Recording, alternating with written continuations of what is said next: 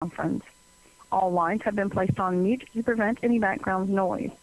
If you would like to ask a question during the conference, please press star, then the number 1 on your telephone keypad. To withdraw your question, press the pound key. I will now turn the call over to Mike Kern. Please go ahead. Thanks, Stephanie. Let's go ahead and get started. We do have Coach Greg Lansing of Indiana State with us. Indiana State opening up its week at Evansville tomorrow night. Morning, Greg. Morning, Mike. How are you? Good. How are you? Not bad, buddy. Good. Well, let's talk about Evansville, preview tomorrow night's game for us, and then we'll open it up for some questions. Yeah, quick turnaround for both of us. They played right after we did on Saturday, so we got a chance to watch them beat Southern. We're coming off a good home win after a couple tough road losses, which happens obviously in this league. But we played pretty decent against Loyola, even though we were fortunate there. They were one man down with Doyle being out. But we've continued to get better, and obviously Evansville gets all of our attention. We have tons of respect for him and Marty and the job that he and his staff do. Just tough to play against, and it's about the best compliment I can give. Is just they're a tough team to play against, and we'll have to be at our best to have a chance tomorrow. Thank you, Greg. Let's get right to the questions for you. Questions from the media for Coach Greg Lansing.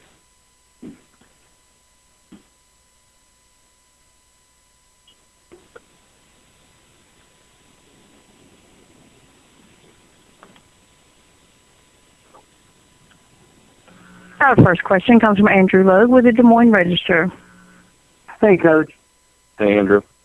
Hey, I wanted to ask you, Coach Jacobson at UNI is coming up on some milestone numbers, and I think he's a one win away from equaling for within the conference the win total of Maura John, the former Drake coach. John, I wanted to ask you because. Well, I'm glad I could help. I'm glad I could help him so much.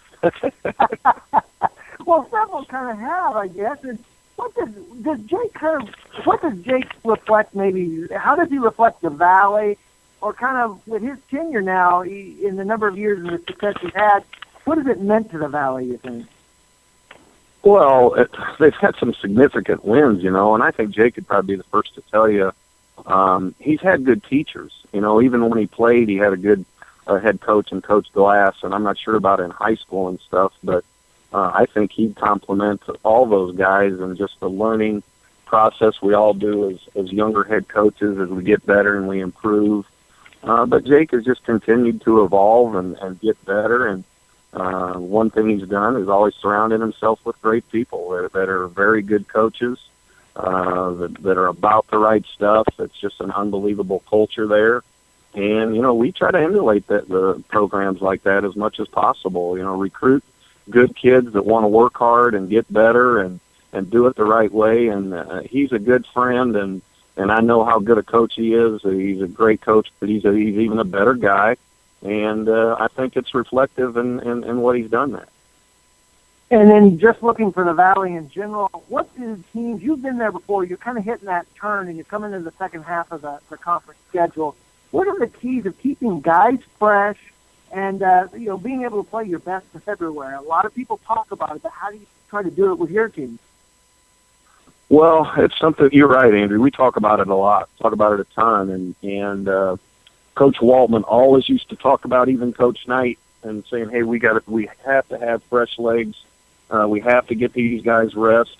And we try as much as possible, but we've also been a program that really continues to improve in the second half of the season. In the dog days of February when you have to practice shorter, as much as I'll tell you, a guy like Odom in his tenure, he didn't want to miss a rep in practice, and we got guys like Devontae Brown is the same way right now.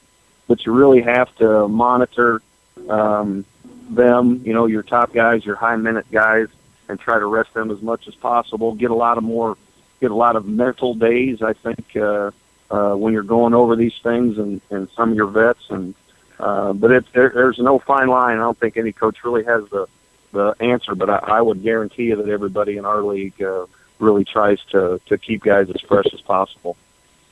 Well, thanks, Coach. Thank you. Your next question comes from Daniel Law with the Evansville Courier and Press. Hey, Greg, I saw Devontae Brown has had a good offensive stretch recently.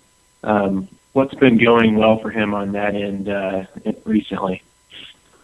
Well, I mean, first and foremost, he works like crazy at it, and he's a student of the game. He watches a lot of tape. He knows exactly how teams try to guard him and the things they do, and whether they give him a lot of room or a lot of gap or back off him quite a bit. He sees that, and nobody really wants to be the guy on a team that, hey, the other team doesn't even really guard. They just help from. And Devontae works tirelessly at it. I mean, he watches a lot of tape. He shoots extra every day, works at his craft. One thing people don't realize about Devontae, I think he's the best defender in the league. He is. You look at the stats and who he played and who he's guarded to this point, and he's always been a very good defender. So he does so much, and his last 2 games have been really good. He's been the floor general for us. He runs the show at both ends of the floor, and he's all about just the right stuff. He's all about his team winning. I remember he did a pretty good job on Valentine there. Do you think he's the type of guy that looks forward to the challenge again of going against one of the top scorers in the league?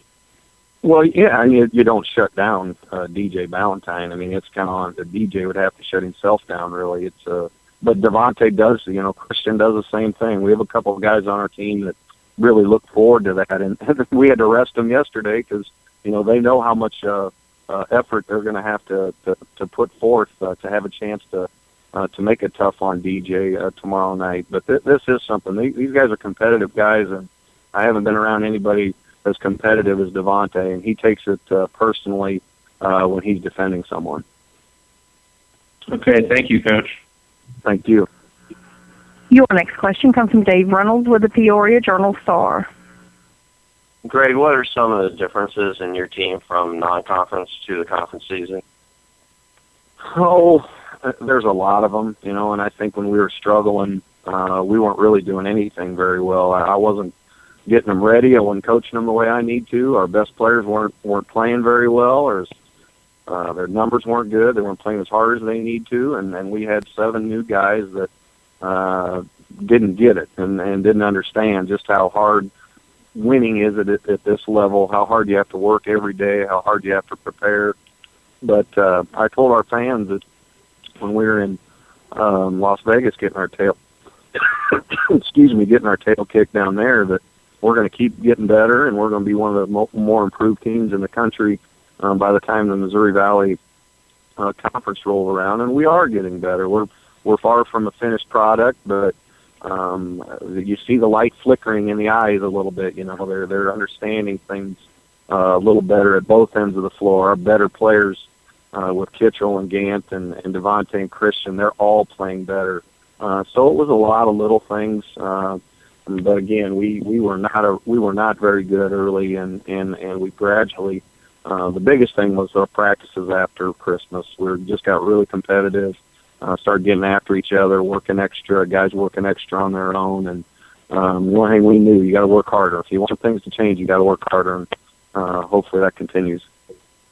And just replacing a player like Jake, who meant so much to your program, was that a huge adjustment? And do you have how exactly do you handle the point guard now? Well, you handle it a little bit by committee. We're asking Devontae to play it out of, he's out of position. He's not a true point, but he's done a great job here in the league. We brought in Trey Bennett to be that point, and he's been pretty good for us as coming off the bench. But you don't replace Jake Odom, and everybody else gets their own new role. It's a new team, and I didn't want to keep talking about Jake with these guys because they don't deserve that. This is their own team, and we got to find our own way. But it is, it's a 2-time first-team all-conference guy that helped us win. He's won more games in the league than anybody ever at Indiana State. So it's been a trial by error. We're still coming. Again, we're far from a finished product, and we make our fair share of mistakes. But these guys, they've always been a good group of guys to be around. They're working harder and harder all the time, and they're seeing themselves improve, and hopefully that'll continue. Thanks, Greg. Thank you. Your next question comes from Paul Sulentrop with the Wichita Eagle.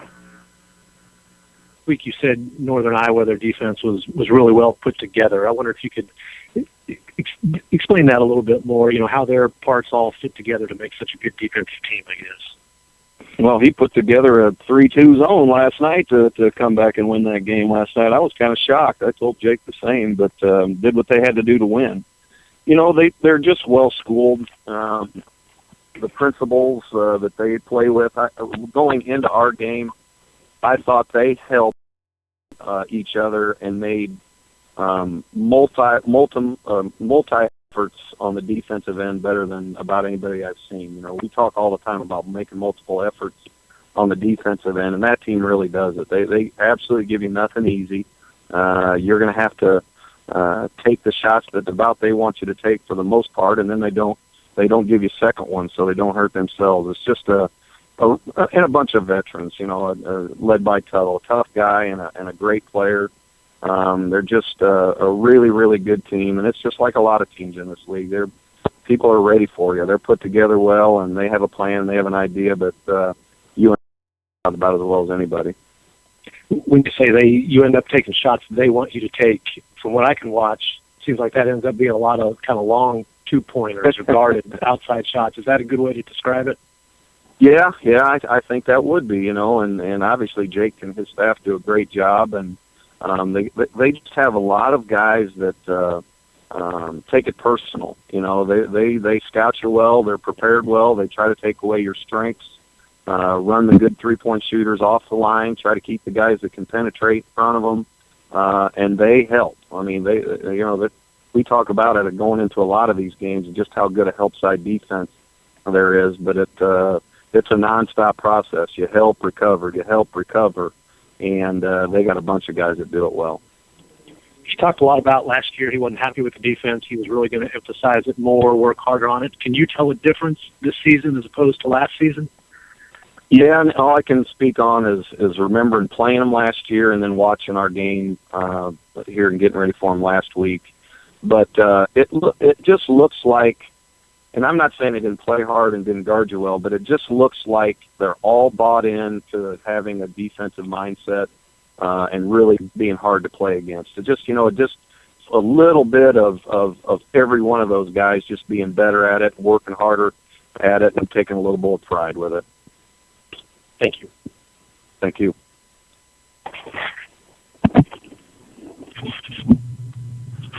There are no additional questions at this time. Greg, thank you very much for your time. Good luck this week. Okay, thanks, Mike. All right, we'll see you later. Ben Jacobson of Northern Iowa joins us. The Panthers opening up their week with a game at Southern Illinois on Wednesday. Good morning, Ben. How are you? Hey, good morning, Mike. Good. Short turnaround with the game yesterday at Illinois State. Any preparation you've had for Southern Illinois yet you can share with us? Yeah, just been watching this morning, and they've won 2 of their last 3, and as Barry has always done, whether it was last year with the way they played the last month and a half of conference play, or back when we were coaching against him when he was at Missouri State. I mean, his guys always get better, and they're already that process has already started for them. And when we saw them the first time, they were a pretty young team. They're still they're still in a lot of ways from a freshman, sophomore, junior standpoint. They're still young that way, Mike, but they've got some game experience now, and you can see it in the way that they're playing their last couple games, playing just a little more continuity and getting some more things done. Looks like a little more confidence. So no surprise that Barry's got him playing good already. Thanks, Ben. Let's get to the questions now for Coach Ben Jacobson. Questions from the media. Your first question comes from Andrew Lowe with the Des Moines Register. Hi, Coach. Hi, Andrew. Wanted to ask you, you had obviously hit a milestone there at UNI win-wise earlier, and now you're in the top 10 of wins within the Valley Conference. And I assume right now you're so focused on what's going on you don't even pay attention, but is that something you think one day you might look back and appreciate what this program's accomplished? Yeah, what you said is right, Andrew. I guess I'm going to answer your question with your own, with a lot of your own thoughts there. I mean, we're in the middle of this thing, and just trying to to make sure that our guys and our staff and even myself that we just keep attacking every day. And that's it's the easy answer. That's the coach speak answer. But it's also it's the truth. That's why I think you hear it from coaches all the time. Is because that's the best way to help your team get better. So that would apply to this as well, Andrew. Yeah, whenever it is that they kick me out of here, there'll be a day when some of these things, some of the games we played, some of the teams we had, some of this stuff will be fun to think about. But yeah, right now it's about seeing what we can get done today, so we can prepare for what's coming Wednesday. And how do you kind of avoid, you got a veteran team, but how do you avoid paying attention and taking care of the tap your hand at Southern without looking ahead to Wichita? Yeah, I don't, we won't do anything different than what we've done the entire season. And that's get ready. Today is an important preparation day, and tomorrow's an important preparation day, and we've got to do everything we can to go to Southern as prepared as we can possibly be. And that's the way we've done it all year long. We're not going to change, that isn't going to change this week. All right. Thanks, Coach. Yep. Your next question comes from the line of Jim Benson with the Bloomington Pentagraph. I see where you're doing that UNI All Access show on Comcast. Yeah. Just kind of was wondering what your thoughts were going into that. Were you kind of hesitant about it, and how do you think it's come out so far? Yeah, I was really hesitant, Jim, to jump into that deal. In this year alone, I've gotten on Twitter, and now we've got the All Access show, and I would have been able to tell you a year ago that I would never do either one of them. Both have been very good for our program. They've both been very good for me, and I think they've been great for our guys. I think our guys have enjoyed seeing me, on Twitter and involved a little bit more in what they're doing every day. And then the All Access show has been good from a couple of standpoints. And again, I think the first one is our players. They've really, not only have they enjoyed it and had fun with it, but I think they've also learned some things about each other, and they've learned some things about me. And when you see it on the TV show as opposed to being part of it every day, Jim, it just comes across a little bit different. And I think that message has been good for our guys. And then obviously you've got our fans have liked it. From a recruiting standpoint, it's a real positive for us. So there's a lot of good things about it, Jim. But and I've enjoyed it probably a little more than I thought I would. But it's been great. I'm glad that they brought it to me and wanted to do it. Thanks. Yep. Your next question comes from Carson Teagues with the Waterloo Courier. Hey Jake, what are the chances? What are the chances of us seeing zone, or is that truly just a one-time situational thing yesterday? Yeah, no, we're going to continue to practice it, Carson. We had practiced it some, not as much as I would last night, but we had practiced it some. And obviously the way that game was going, I thought Illinois State was really getting to us, as I said after the game last night, and we couldn't get stops strung together, and so we gave it a shot, and fortunately it worked out for us. But it's something we're going to continue to practice, and if situations call for it, Carson, we'll throw it out there. Is it simply kind of a time factor in practice? You're not able to work on it, and thus you're not able to use it more? Yeah, that's a big part of it. We've been so focused on what we're doing in our man-to-man defense, and for two reasons. One, it had to get a lot better. Two, we needed something for our team to take pride in, and I wanted it to be our man-to-man defense and our rebounding. So we spend a lot of time individual drills, breakdown drills with our man-to-man defense and with our defensive rebounding. And once you get through that, and then you get on to prep for the team you're going to play, it doesn't leave you a lot of time. And we all, that isn't, we're not alone there. I think we all have the same.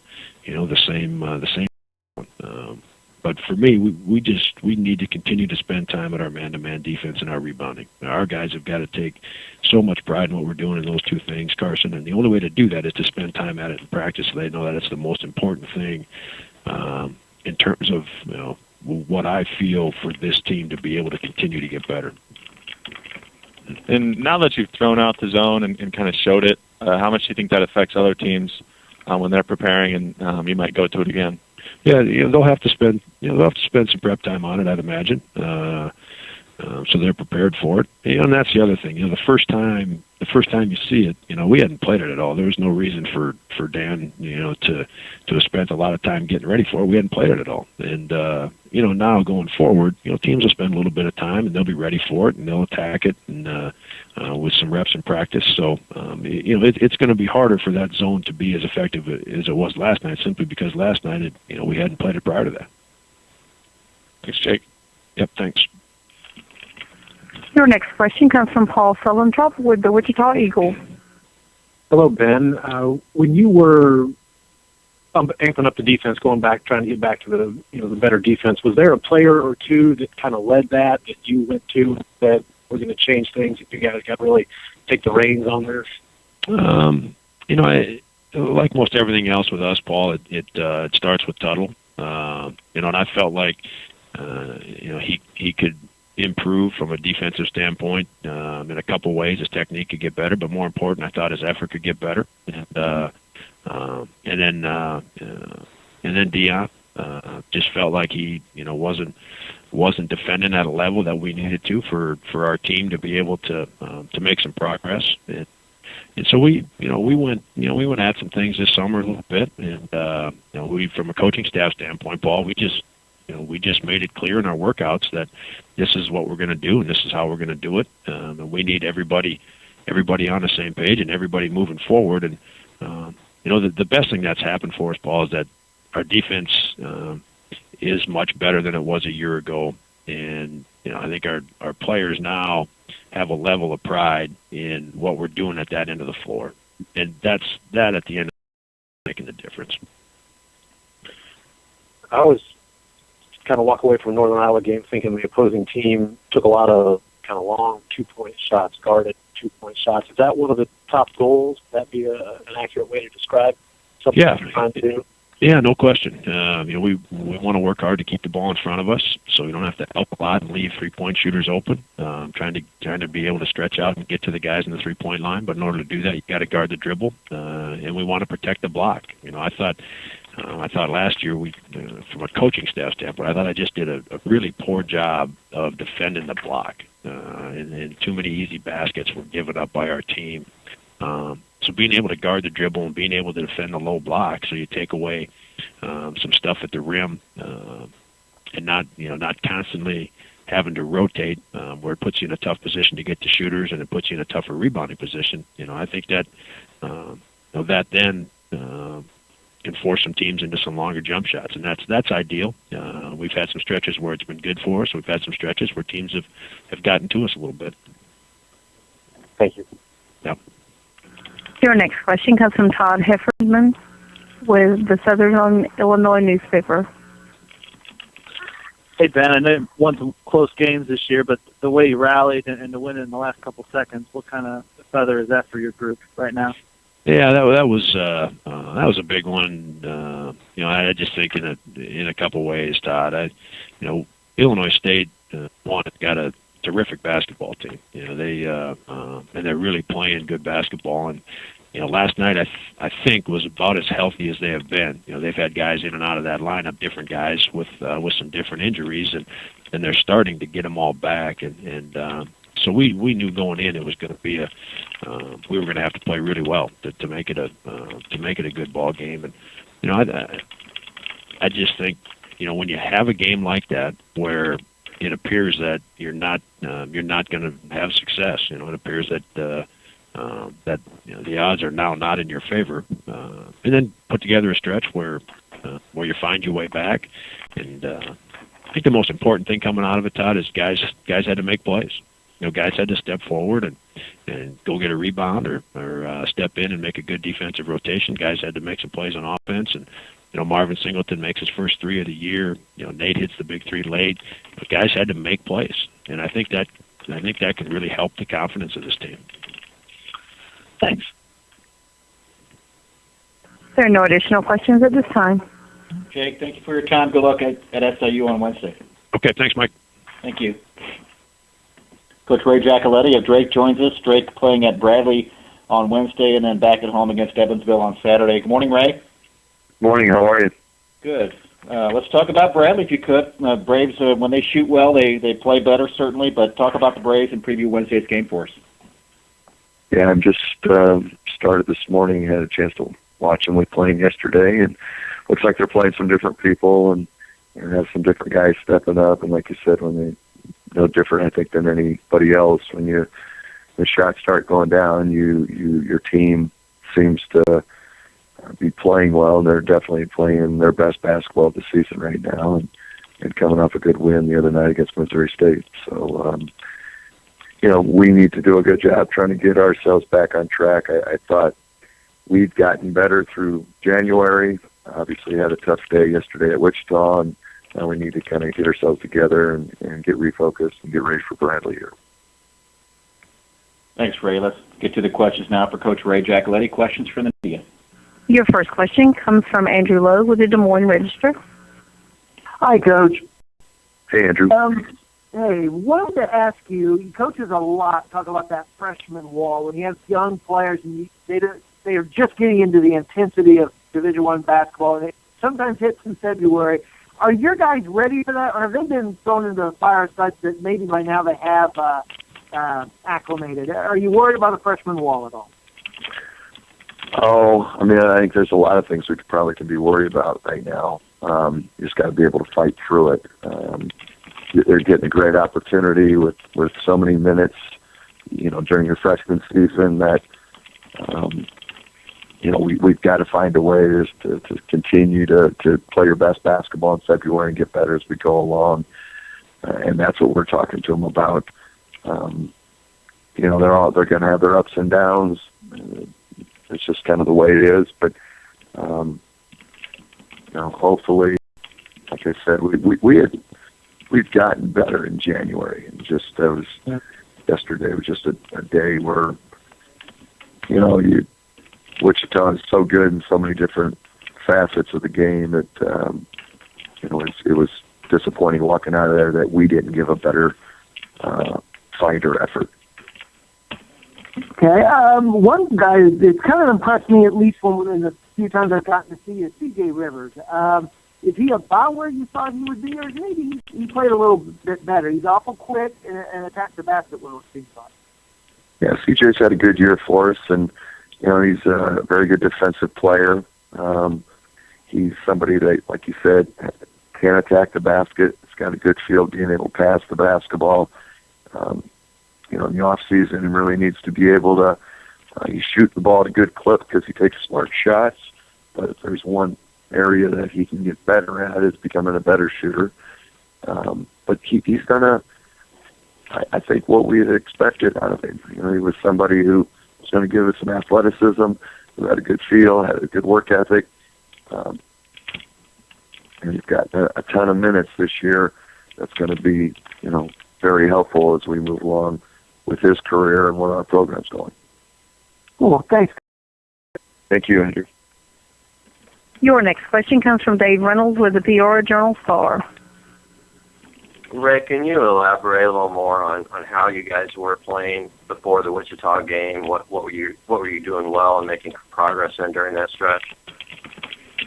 Yeah, I think we've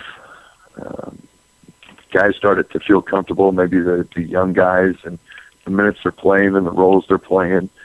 We shot the ball well, probably the biggest thing. And then when you do that, it rubs off on your defense to be able to sustain. We try to get, we call them turkeys, 3 stops in a row.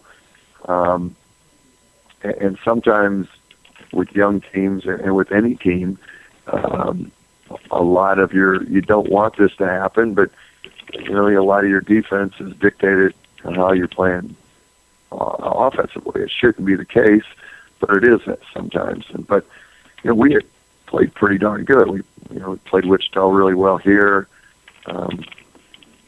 Good win against Indiana State. Played well on the road or good enough, or it was a 1 or 2 possession game at Loyola. Just it's easy to happen at Wichita. I'm not going to make excuses. They are really, really good, and more so than being good, they do it in the right fashion. Yesterday, the first ball that was on the floor, there was 2 Wichita players diving on that loose ball. So they do it there, and that's like more so than anything to me was the disappointing thing is the things that we could control. We can't control a lot of things, but the things that we can control, I would have hoped we would have been better at yesterday. Thanks, Ray. Yep. There are no additional questions at this time. Coach, thank you so much. Good luck this week. Thank you. All right, we'll talk to you later. Let's jump to Coach Paul Lusk of Missouri State. The Bears at Illinois State on Wednesday, back at home against Southern Illinois on Saturday. Hey, Paul. Hey, Mike. How are you? Good. Good. Let's talk about Illinois State. Your trip there on Wednesday. Redbirds coming off of a tough defeat against Northern Iowa yesterday. And let's talk about that game, and we'll open it up for some questions. Well, they lost a heartbreaker, and really tough game for them. Obviously, Deshaun Knight missed the free throw and then allowed Northern Iowa to make the 3. But they really handled us over at our place last time, so we're going to have to be much better. They're a talented team. Their guards are really good. Obviously, they have the ultimate rim protector in Reggie Lynch. Paul, thank you very much. Let's get to the questions now for Coach Paul Lusk. Questions from the media.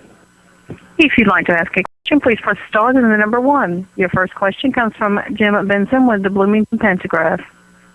Well, could you just talk a little bit about maybe in the last week how you guys have kind of adjusted to life without Marcus? And obviously probably the first week was an initial shock, but do you think you guys made progress in certain areas last week? Well, yeah, somewhat. I mean, I thought we really battled Wichita for a half, and then they just simply wore us down. We didn't have enough bullets, and that's to their credit. That's what they do. I thought at Bradley, we did some pretty good things. We had an opportunity to win the game. It's not going to be pretty for us. We struggled to score at times, and we missed too many free throws. We did a pretty good job on the glass. So, I mean, I think there's always an adjustment period, but yet we don't have a whole lot to show for it. So we've just got to keep getting better. We're playing some young guys. We've only got 9 guys suited up. We have to get contributions from everyone, and that's what we're working on. Thank you. You bet. Your next question comes from Paul Sulentrop with the Wichita Eagle. Nope, I'm good. My question's been answered. Thanks. There are no additional questions at this time. Thank That you. makes it easy for you this week. Thank you. Good luck at Illinois State on Wednesday. Thanks, Mike. Thank you. We do have Coach Barry Hinson of Southern Illinois with us. The Salukis opening up their week with a home game against Northern Iowa on Wednesday, back on the road on Saturday to play Missouri State. Good morning, Barry. Good morning, Mike. Northern Iowa, a very good team. Obviously, they're 18-2, nationally ranked. Tell us about your first meeting and how you change up what happened from then to this meeting. Well, I hope we can change up what happened the first meeting, because the first meeting wasn't very cordial for us. But that's I saw Ben this summer, and I told him that I really liked his basketball team, and I thought that they would have a chance to give Wichita State a run for their money in the conference, and I still believe that. I think this is a two-headed snake in our league right now, and I think that we're definitely in our league looking at 2 teams in the NCAA tournament, both with Wichita State and Northern Iowa. So this is a big challenge for us.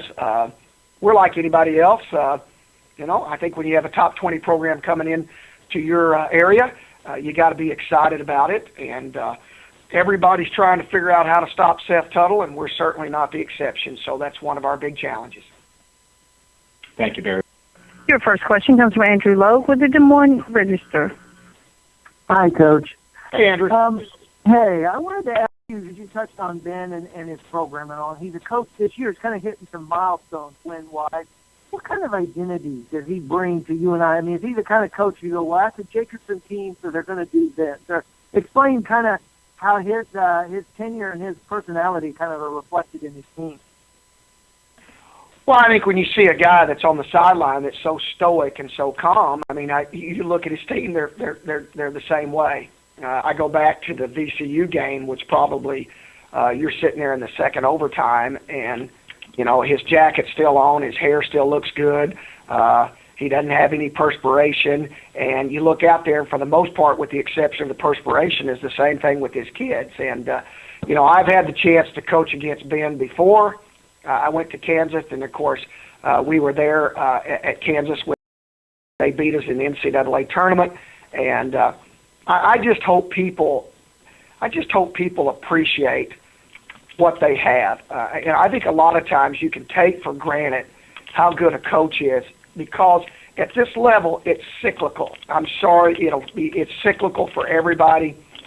It always has been, it always will be, and we live in a society of instant gratification, and I hope people will not take him for granted for what he's done and what he's accomplished, because certainly this is a guy that every year at the end of the season when jobs come open, he is certainly at the top of other people's list to hire. And how could you not?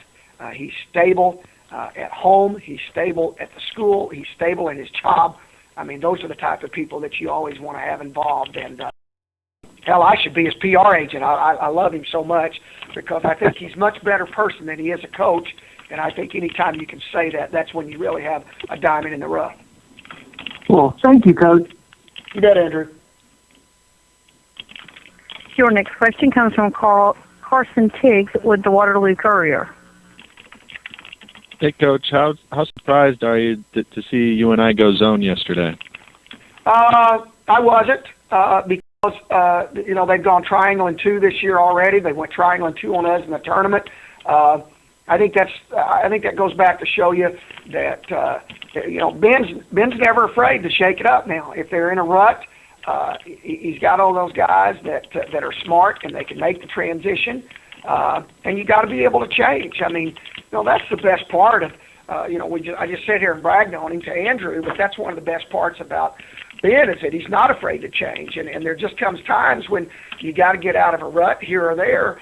And so it didn't surprise me. But then again, I've been in this league since Lincoln was president. So, I mean, I've seen it all. So I've got to see everybody at Northern Iowa back to Coach Miller. So, it's I think I have a pretty good feel for the guy.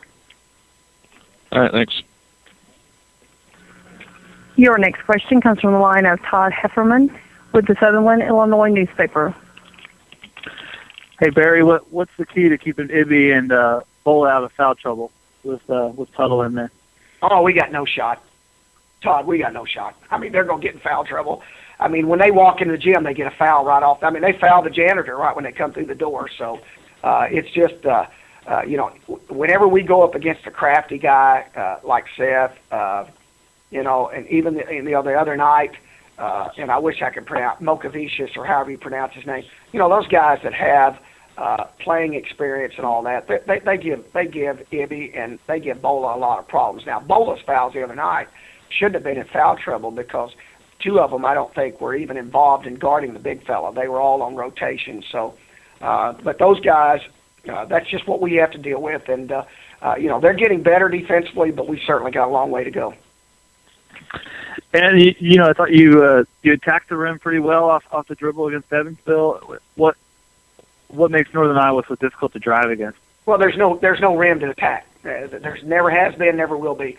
If you can't make jump shots against Northern Iowa, you're not going to win the basketball game. Period.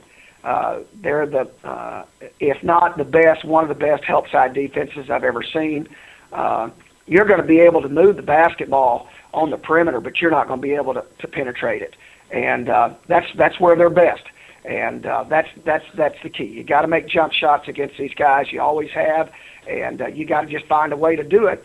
And if you've got guards that can step up and make shots, if you go back, I mean, Anthony, I think, had 1 point at Northern Iowa, and we went 0 for 18 with 3 of our best shooting guards. And there's a reason we got 539 is when you go 0 for 18 and your best player has 1 point. So we got to step up and make some shots. Thanks. Your next question comes from Paul Sullentrop with the Wichita Eagle. Hey, Paul. Hello, Barry. We thought this would be an improved year for the conference with all the experience coming back. How would you assess the conference as a whole and if it's made suitable progress? I think it's much improved, Paul. I mean, we're sitting here. We're almost to the halfway mark, and you've got a log jam, basically a two-race log jam, and then from that point on, you got a middle of the pack log jam, and you got an end of the race log jam. So let's look at it. You go through the conference, and Evansville is much improved, and why shouldn't they be? They were very young last year, and here they go again, and they are. Look at what Indiana State's done. They're young. Look at what Illinois State's done. They're young. Of course, there's nobody younger in the league than we are, but we hope that we take the same transition that Evansville took. And, because they had so many freshmen last year and all that, I think it gives us a chance. But when I look up and see what the league has done, and I go back and say, we're not even to the halfway point, and we got a long ways to go. So there's a lot of games to be played, a lot of shakeup. I don't think there'll be much shakeup at the top. I'll be surprised if anybody challenges Wichita State or Northern Iowa. But I think from that point on, I think it's parity. Thank you. Your next question comes from Harry Schroeder with the Valley Hoops Insider. Hey, Barry, I wanted to ask you, what makes a good leader on a basketball team? How do you guys maybe pick captains? What makes a good leader, and who are your kind of the leaders on your team? Well, let's talk about the good leader. I'm gonna brag on a kid at Wichita State. I think a good leader is a kid that I think you play like you practice. I think you lead by example on and off the floor. One of the things that I talked about, and I talked the other day at a speaking event, is we play Wichita State at Wichita State, and Fred Van Fleet has 2 points. And when I'm going through the line, he's one of the happiest players out there, and he only played 21 minutes. So I think there's a lot of intangibles, but I think when you do it day in and day out, and you're the type of guy when you walk into the room, no one notices you, but when you leave the room, everybody feels better. And to me, that's the ultimate leader. And as far as our team right now, we really don't have one. That's part of our issue. We have a guy that leads us off and on. We have 3 or 4 guys that do that, but they don't stay the course. And I think that a lot of that has to do with immaturity, and a lot of it has to do just by nature of our personalities. You take, for example, Anthony's a great leader by example in his work ethic, but he's a verbal person. He's an introvert. He's not a big talker. Jalen Pendleton is an extrovert. He loves to talk, but he doesn't lead every day by example, and he certainly made great strides. But I think when you look at this team and you look at any team in the conference, you want to look at Wichita State. Well, they've got great leader in Van Fleet, great leader in the other kids in Cotton and how he unselfishly plays defense. You look at Northern Iowa, and you've got Bohannon and Tuttle and Buss and Washburn. And you just got guys that really want to lead. Mitchell's a great example too. He got a little fire in him, and I always think that's. We used to have a saying when I coached in high school: "You're only as good as your seniors," and it's kind of a tough statement for us this year because we don't have any seniors. So, but I believe that. Thanks, Barry. Thanks, Harry. There are no further questions at this time. Coach Vincent, thank you for your time this morning. Appreciate it. Okay, Michael, have a great day. Bye-bye. Hey, you too. Bye-bye. We have Marty Simmons of Evansville on the line with us. Evansville hosting Indiana State to open up the Purple Aces week. That game's tomorrow night. Evansville then at Drake on Saturday. Good morning, Marty. Good morning. Well, let's preview Indiana State for us, and then we'll open it up for some questions. What do you think about the Sycamores so far this year? They're really good. I mean, they're really good on both ends of the floor. I mean, they play hard. They're tough. They're quick. They got good athleticism. They can throw a bunch of size at you. They really have a high basketball IQ. I mean, they got a lot of guys that really understand how to play and read different situations, both offensively and defensively. Got a lot of guys that can pass, dribble, and shoot. I think they're a very good basketball team. Thank you, Coach. Let's get now to the questions for Coach Marty Simmons. Your first question comes from Todd Golden with the Tribune-Star. Hey, Marty, how you doing? Good, Todd. How are you? I'm fine.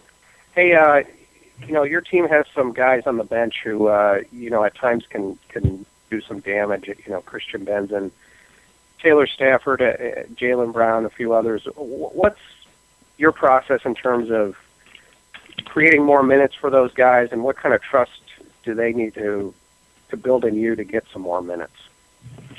Well, it's just kind of happened, with our injury situation. Some guys have had to step up and play a few more minutes. The process really is just, earning confidence through every day in practice and performance in the games. Not really any secret, with us. And I think with added opportunity here, they've probably gained some confidence, and they've certainly helped us even more here in the last 2 or 3 games. Your core guys are at a pretty high level of minutes. DJ is playing 37. Blake is above 30 as well. Do you try to get them fewer minutes as the season goes along? Do you put much stock in that? What's your I'd say with what you just said, I'm probably not very good at it, but my coaches are on my hind end to do a better job. I haven't been very good, to be honest, Todd. I got to do a better job. Certainly, when we had Mislav in the lineup, it was much easier. Now that Jalen Moore's been starting, I guess I don't have a good answer. I need to get better at it. There's no doubt as the season wears on. But at times, I have a hard time getting certain guys off the floor. Yeah, the matchup in Terre Haute, Mislav played a pretty big role in that game, and Adam Wing didn't play in that game. Now that it's a reverse situation now, what's maybe the difference between what Adam can do versus what Mislav did, especially in that first matchup where he was really good? Adam's just a real emotional. He's a football guy in high school, and he just brings a toughness and a knowledge of being in the system. Now this is his 3rd year, and he, in a lot of ways, they're similar. But Adam, I get the biggest difference was that Mislav was 100% when we played up there. Adam's, he's just trying to work his way back into where he was when he sustained the injury. All I got. Thanks, Marty. Thank you. Your next question comes from Harry Schroeder with the Valley Hoops Insider. Hey, Marty, I'm asking coaches what makes a good leader on a basketball team. Can you define what leadership looks like on a basketball team, and who might be a couple of your key leaders on your current team? Yeah. I'd say Adam probably does as good a job as anybody, but we really challenge all of our guys, Harry, to be good leaders, and it's so important, not only on your basketball team, but in life in general, and just, being the first one on the practice floor, being the last one to leave, always being, more concerned with somebody else's success over yours, being an extension of the coaching staff. I mean, we can talk about things probably all day long, but just the core values of your program, that player or group of players, living it each and every day, both on the court and off the court. Appreciate it, Marty. Thanks. Thank you. There are no additional questions at this time. Marty, thank you very much. Good luck against Indiana State tomorrow night. Thanks, Mike. Thank you. Porter Moser of Loyola is on the line with us. Loyola on the road to start up the week with a game at Wichita State on Wednesday, back at home against Illinois State on Saturday. Morning, Porter. Morning, Mike. Let's talk about Wichita State. Preview the game for us on Wednesday, and then we'll open it up for some questions for you. Well, obviously, there's nothing. It's well documented how good they are. Just they're so balanced. Those guys are unselfish and balanced. Obviously, it's a tough atmosphere. Communication amongst your players is going to be huge with the noise level there, but you want to get off to a good start. They've really suffocated some teams there as of late, early, and just not. So you definitely want to get off to a good start. Thank you, Porter. Let's get to the questions for you now. Questions from the media for Coach Porter Moser. Your first question comes from Paul Sullentrop with the Wichita Eagle. Porter, we thought the Valley would be improved this year, kind of from an overall strength of league standpoint. And your team's maybe been one of the most improved. How would you assess the Valley overall at this point? Well, I think it's for sure improved. I mean, I can just tell you for being in it 2 years, this last segment that I've been in it, there's no question it's improved. You got a lot of returning players that have upped their game in the off season, and you have a blend of newcomers with tremendous talent. There's no question. We feel it, but we do feel we are better, and that's what's the hard thing to really keep in perspective. Is that, I mean, every day in our locker room, every day in practice, there's no doubt we feel we're much better, but it's so relative because everybody's better, and that's the thing that we got to keep grinding for, because it's without a doubt improved. And then Milton, it's been the ankle that's kept him out these last couple games. It was right in front of the Wichita bench that second half that he did it. He tried to play the rest of the game and just really hadn't been effective that game or the next games, and so they've sidelined him now. So it's we don't know how long it's going to be. He's in a boot, and he's definitely not playing Wednesday, and it means a lot to us. I mean, injury's part of the game. We gotta find ways to other guys step up. When you're in the ladder, when it happens to a guy who almost leads you in every category, that's difficult. But we got to find other chances for guys to step up. Jeff White's a guy. Two newcomers, Earl Peterson and Ben Richardson, are guys that got to step up. And I think the big one is Jeff White. I mean, he's been here 3 years. He's not had a good year, and he's got to really step up. He's had some good games for us in his career, and he's our most logical option to step up. Thank you. Sure.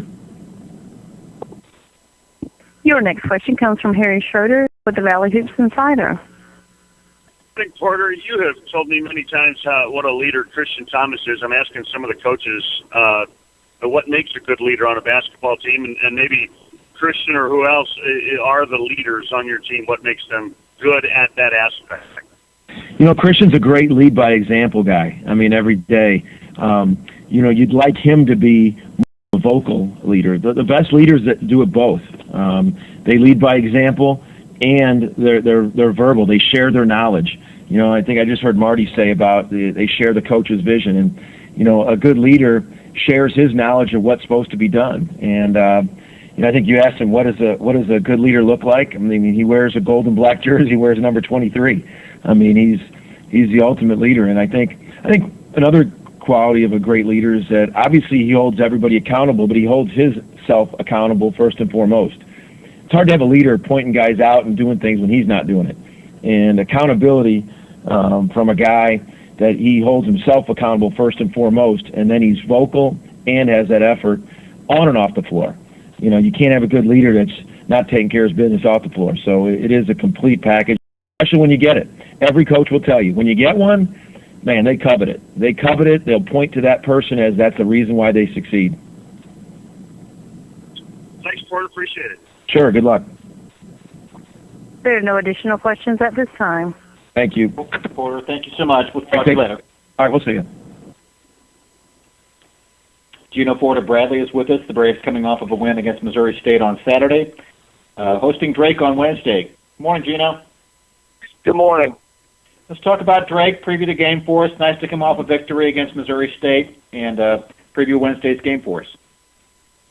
Yeah, we were fortunate to escape on Saturday, and Paul's got a little short-handed down there, and man, he did a good job. Really had those guys ready to play, so we were lucky to get that one. Drake is a team very scary to me for two reasons. One, they shoot a lot of threes and are very capable of getting hot. Chris Caird is a matchup problem because he is a four-man who spends the whole game behind the three-point line, and he's a high-level shooter. So that's a problem. And then Envold has really improved, just really improved. I mean, he's not even the same guy he was a year ago. And, I know they're coming off a disappointing game yesterday against a great Wichita team that a lot of people, a lot of us have disappointing games against Wichita. So, I think they'll rally and be ready to go Wednesday, and we're looking forward to having a home game again. Thank you, Gino. Let's get now to the questions. So for Coach Gino Ford, questions from the media for Coach Ford. Your first question comes from Paul Silventrop with the Wichita Eagle. Hello, Gino. We thought the Valley would be improved this year because of the number of experienced players coming back. How would you assess the conference overall and where it's come from last season? Well, I think the league is really improved. I mean, first off, we have two teams that very well could be in the top 20. When the new rankings come out, and anytime you can do that in any league, that's awfully impressive. Those two are just excellent teams. And I think what you've seen is the middle tier and the bottom tier are better than they were a year ago. I think the top tier is clearly better because now we've got another ranked team with Northern Iowa, who is in the race with Wichita as we near the halfway point. I'm not so sure. Maybe by this time last year, Wichita might have clinched. So at least they're going to have to play a couple meeting games, between now and the end of the year. And Northern Iowa's just got an excellent team. And I think you look at teams, I just throw Loyola out for an example. A year ago, they were one of many of us that were in the bottom tier. And this year, they're really, really improved, and they've done a nice job. And I think Indiana State's found a nice level of consistency. Greg just seems to always have a good team. By the time the conference rolls around, he always has those guys ready to go. So, I think it's obvious it's going to be at least a two-bid league, and hopefully, from the league's perspective, there's some upset in St. Louis, and we can get 3 in. But knowing that you're going to have 2 teams in February, is good progress for us again. Yeah, having 2 teams in and 2 teams ranked, is that the best way to judge a conference strength, by kind of having 2 really high-end teams? Well, I think it goes a long way in giving your conference credibility, because one thing that Wichita's success has done for all of us. When you're recruiting kids and you're going in and you're talking about the conference and the success of the conference, and you're rattling off some of the great players that have played in our league. I mean, the true legends of basketball that played in our league, the Larry Birds, Oscar Robertsons, et cetera. When you're doing that, what really resonates with young kids oftentimes is what's happening today, and the success that Wichita has had, and the success this year that Northern Iowa was having. When you say those names to a recruit, kids know exactly who those schools are, and it does give the league added credibility. So while it's nice that the bottom half, and I think the league scheduled up, I haven't looked at it in a week or so, but our strength of schedule was up at about 100, maybe it was 110, something like that. And most of us are there, and many of us are way better than that. So, I think the league scheduled good teams, and then just some great wins in the non-league with Northern Iowa and Wichita were able to string together, and I think that carries momentum, as you get into the conference. Thank you. Yeah, thanks, Paul. Your next question comes from Harry Schroeder with the Valley Hoops Insider. Morning, Gino. I'm asking guys, coaches, just what makes a good leader? What do you look for? You're obviously, when you're recruiting, you're looking for kids that can bring those intangibles. And so what makes a good leader in your program, and maybe who are 1 or 2 of the guys that are providing some of that for you this year? Well, Harry, excuse me, I think that's a really, really key characteristic of any good team. And I think, quite frankly, that several of us are looking for good leaders. When you watch Wichita, for example, Fred VanVleet and Ron Baker just jump out at you as being great leaders. And I think that when you look at your individual team, you're trying to find somebody who not only is going to say the right thing, but is going to do the right thing, and on a consistent basis. And I think kids right now, today's current player, there's a heightened sensitivity amongst the players. It's just different than it was 20 years ago. And so they realize that if I'm going to lead and I'm going to have expectations for all my teammates, the second I start being vocal, all eyes go to me, and guys are evaluating what I'm doing. And so many of the players in today's era don't want that pressure. I think there are some really good examples of some good leaders in our league. That's something that we're in the process of developing still. As we've tried to rebuild the program here, that's something that this year Cadero Bell has done a really good job of being vocal and stepping up and saying the right things. We still are working towards consistent performance and gaining credibility, and we've got a freshman who will end up being one of the best leaders we've had, Josh Cunningham, just because he's such a high-quality kid, great student, great person, works hard, has no ego, a lot of the things that you like about him, but it's hard for a freshman to come in and day one start chirping. They don't usually say a lot, and he's kind of been a secondary leader for us this year, but somebody that you can tell is kind of prepping to grab the reins as we move the program forward. But probably nothing more important, nothing more evidence you're going to find. I'm sure if you were at Northern Iowa's practice today, it wouldn't take you 3 seconds to figure out Seth Tuttle's in charge and got things under control in the locker room, and that's not something I'm exposed to, but stuff just jumps out when you watch him. Appreciate it, Gino. Thanks. Thanks, sir. There are no additional questions at this time. Thanks, Gino. Appreciate it. Thanks. Okay, be good. All right. See you later. Dan Miller of Illinois State is on the line. The Redbirds hosting Missouri State on Wednesday and then on the road on Saturday to play at Loyola. Morning, Coach. Good morning. What can you tell us about the Missouri State Bears? You played them about 4 or 5 games ago. They're a different look team. I don't know if you've had a chance to look at games without Marcus Marshall in the lineup, but preview Wednesday's game for us. Yeah, we played them, as you said, a couple weeks ago, and we probably had our best half. The first half of that game was probably the best half we've played the entire year, so we got a big lead. They're different without Marshall. They're playing extremely hard. They're balanced scoring.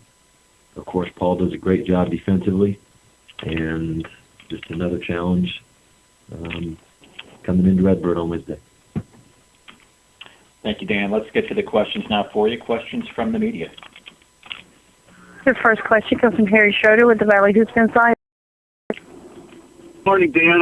Listen, I'm asking coaches about what makes a good leader. What do they look for in leadership in terms of their players, and then who might be one or two of their guys that stand out in that department? Morning, Harry.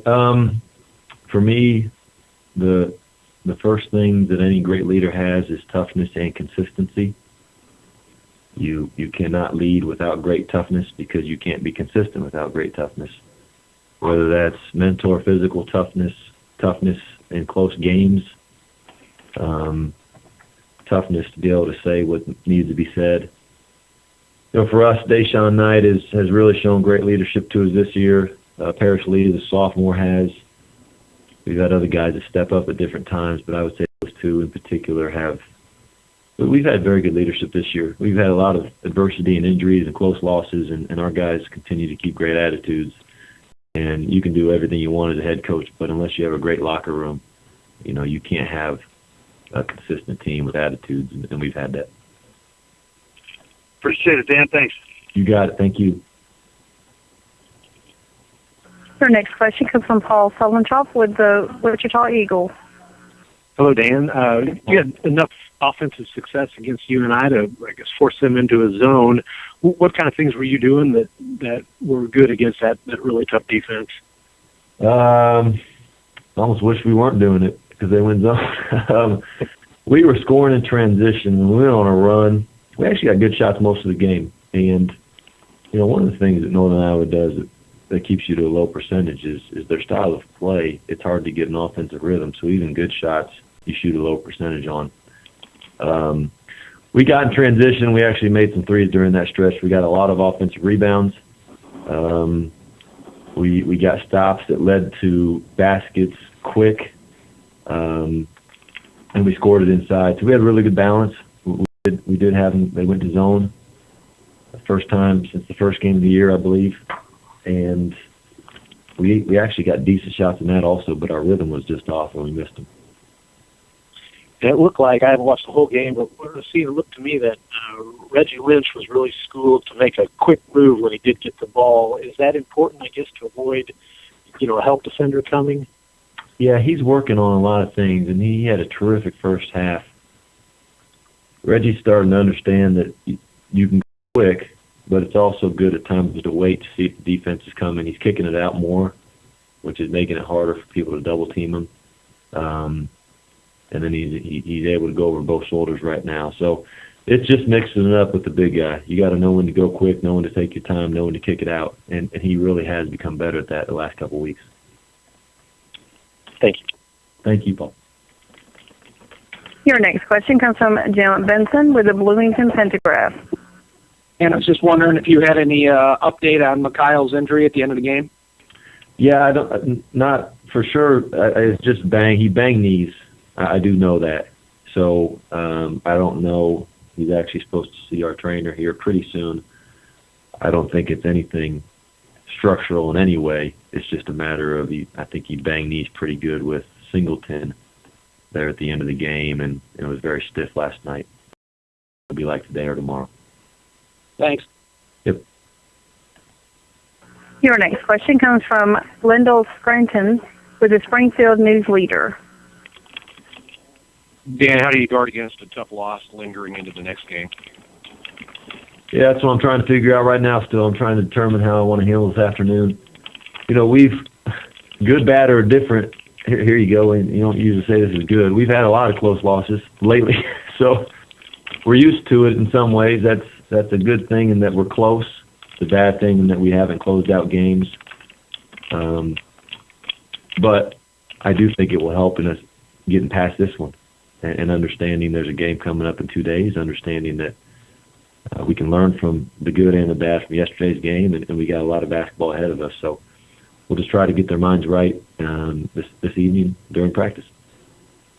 Thank you. Thank you. Your next question. I'm sorry, there are no additional questions at this time. Okay, thank you. Thanks, Dan. Appreciate your time this morning. Thank you. All right, bye-bye. Greg Marshall of Wichita State is on the line with us. The Shockers opening up their week with a home game against Loyola on Wednesday and then to Northern Iowa on Saturday. Morning, Greg. Hey, Mike. How are you? Good. How are you? Great. Let's talk about Loyola. They've been playing the last couple of games without Milton Doyle. You had a game up there that was contested, and you were down at the half, actually, just a few weeks ago. Talk about the Ramblers, and then we'll open it up for some questions for you. Yeah, they had a really hot start to the conference. I thought they were playing extremely well, playing small, but that's who they are. That's what their personnel dictates, and I thought they'd done a nice job bringing in some good young new players, Peterson and Ingram and a couple of others to complement Milton Doyle and those guards, Christian Thomas. So we had a hard-fought win up there. And since then, they've kind of fallen on hard times. So, I'm still breaking down Drake here at this point since we played on Sunday. But by this afternoon, when we practice, I will have a good scouting report on Loyola and find out what's going on with them. Thank you, Greg. Let's get to the questions now for you from the media. Questions for Coach Greg Marshall. Your first question comes from Harry Schroeder with the Valley Hoops Insider. Hey, good morning, Greg. I've been asking coaches what makes a good leader in a basketball team and maybe who some of their leaders are, and a number of them have bragged about your guy, Fred VanVleet. But what do you look for in leadership from your players, and then who's doing a good job of that for you? Harry, I think leaders, first of all, have to have the moral authority to lead. They have to do the right things themselves. Guys aren't going to follow someone that continually is making bad choices or bad decisions and not working hard or following instruction. So you have to have moral authority. You have to do the right things yourself and lead by example. And then you have to be willing to tell others the truth, not sugarcoat it, not have the party line and just condone their behavior that might not be conducive to success, but actually, speak out and say, look, this is not right. This is what you need to do to change. And, we want you to help us and not be a distraction. And I think Fred Van Vliet is that guy. I also think having Ron Baker and Tikel Cotton as wingmen doesn't hurt at all. Those three guys, Fred's a little more vocal, but all three of them have the moral authority to lead and take younger players under their wing at times and talk to them. And I'm sure they do much more than that than I see when they're back in the locker room or back over in their dorms or apartments. Is that something you look for when you're recruiting, Greg? I look for guys that are coachable and respond well to coaching,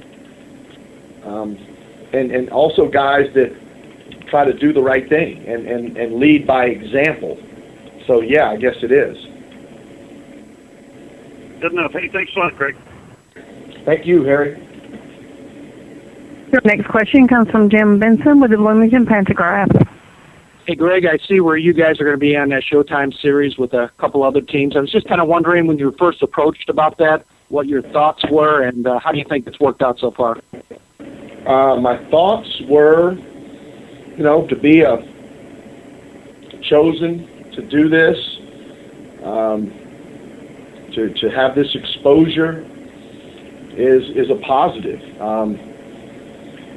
We have editing power, so we can control the message a little bit. But I think one of the reasons why you have athletics at the university level is to gain exposure for your school and your university. And by and large, we've had quite a bit of exposure. We try to make that very positive and have a good reflection on our university, because we have really good kids in our that represent us very well for the most part. So we're excited about it. They've been here once and they did some filming. They'll be back on February 7th and then be with us for the rest of the year. So the first episode will be sometime in late February after they've shot for a week or 10 days and have time to cut up the video. And then they'll have, I think, 5 episodes from that point through the end of the NCAA tournament. Thanks. You're welcome. Your next question comes from Carson Teeks with the Waterloo Courier. Greg, why do you think it's so rare to see teams in this league play zone defense? Well, I think teams really shoot it well. You've got guys on every team that have remarkable numbers. I remember when I came to Wichita State from the East Coast and Winthrop University, I played a little more zone. But what I found is, we could sit here and you could name great Valley shooters, and I could name great Valley shooters, and for probably 5 minutes we could just alternate. You name one, I name one. You name one, I name one. And in zone, you move the ball inside out, pepper it around the perimeter. Ultimately, you can get an open three. You can get a perimeter shot that's going to be open if you have good ball movement and good player movement. And you just can't afford to give guys open threes in this league. There's too many good shooters, and unless you're turning them over, unless you're getting deflections and really disrupting their rhythm, it's just a recipe for disaster. All right, thanks, Greg. You're welcome. There are no additional questions at this time. All right, thank you. Thank you very much. Good luck this week. We will see you on Saturday. All right. All right, bye-bye. This does wrap up the weekly coaches call. We'll ask everyone to disconnect at this time. The beat writers, please stay on the line for a roundtable. We'll have a roundtable momentarily.